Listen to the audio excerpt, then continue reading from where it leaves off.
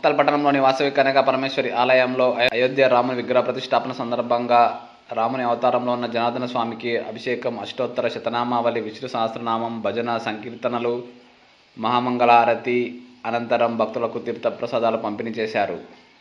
అయోధ్యలో జరిగే రామ్లాలా విగ్రహ ప్రతిష్టాపన కార్యక్రమాన్ని ప్రత్యక్ష ప్రసారంలో చూడడానికి ఎల్ఈడి స్క్రీన్ ఏర్పాటు చేశారు.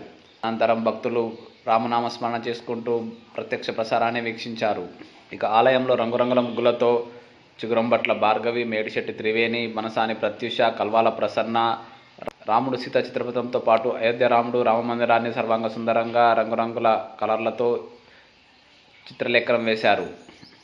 ఈ సందర్భంగా ఆలయ కమిటీ పెద్దలు మాట్లాడుతూ 500 ఏళ్ల తర్వాత రామమందిర నిర్మాణం ఎంతో సంతోషించదగ్గ విషయమని, అందరూ రామనామ జపం చేయాలని సూచించారు. కార్యక్రమంలో ఆలయ కమిటీ చైర్మన్ కొత్త శ్రీనివాస్ గుప్తా, ఆలయ అధ్యక్షులు కట్టా సురేష్ గుప్తా, మనసాని వెంకటేష్, దొంత ఈశ్వరయ్య, కట్టా శ్రీనివాస్, బాలపులయ్య, జిల్లా ఆర్యవైశ్య మహాసభ అధ్యక్షురాలు కొత్త మీరాబాయి, పట్టణ మహిళా సంఘం అధ్యక్షురాలు మనసాని సరళ, సుజాత, పల్లవి, అగ్లర్ రేఖ, ఉషారాణి, శోభ, దేవి, పట్టణ పరిసర గ్రామాల ప్రజలు, ఆర్యవైశ్య సోదరి సోదరిమణులు, యువకులు, చిన్నారులు పెద్ద ఎత్తున పాల్గొన్నారు.